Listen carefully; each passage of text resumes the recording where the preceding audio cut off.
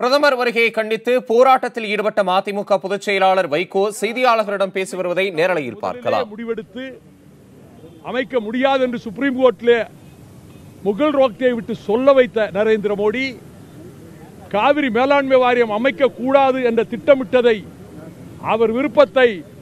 உச்சநீதிமன்றத்துடைய தலைமை நீதிபதி மாண்புமிகு தீபக் மிஸ்ரா தமிழ்நாட்டின் தலையில் கல்லை போட்டு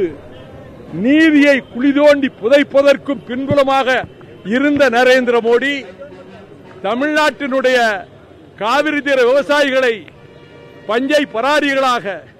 தஞ்சை மக்களை பசி பட்டினியோடு எத்தியோப்பியா மக்களைப் போல ஆக்கி hydrocarbons methane shale gas திட்டங்களை கொண்டு வந்து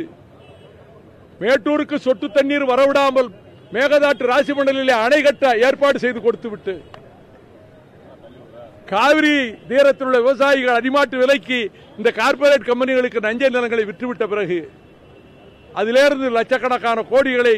கம்பெனிகளும் அம்பானி கம்பெனிகளும் மத்திய சர்க்காரும் கொள்ளையடிக்க ஏற்பாடு செய்து தமிழ் மொழி தமிழ் இனம் உலகத்தில் மூவேந்தர்கள் ஆண்ட நாடு,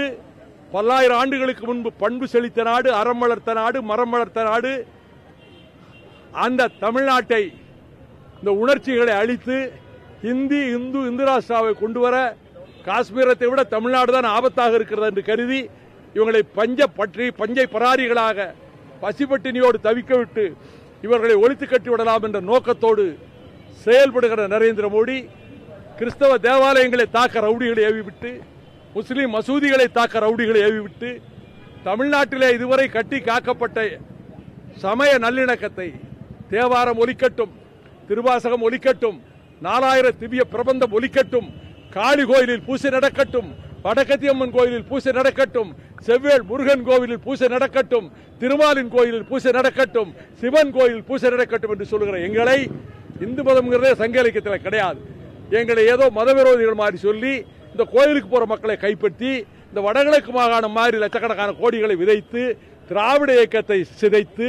தமிழ்நாட்டை கைப்பற்றி விடலாம் நினைக்கிற மோடியின் கூட்டத்தின் நோக்கம் செல்லுபடி ஆகாது என்பதற்காகத்தான்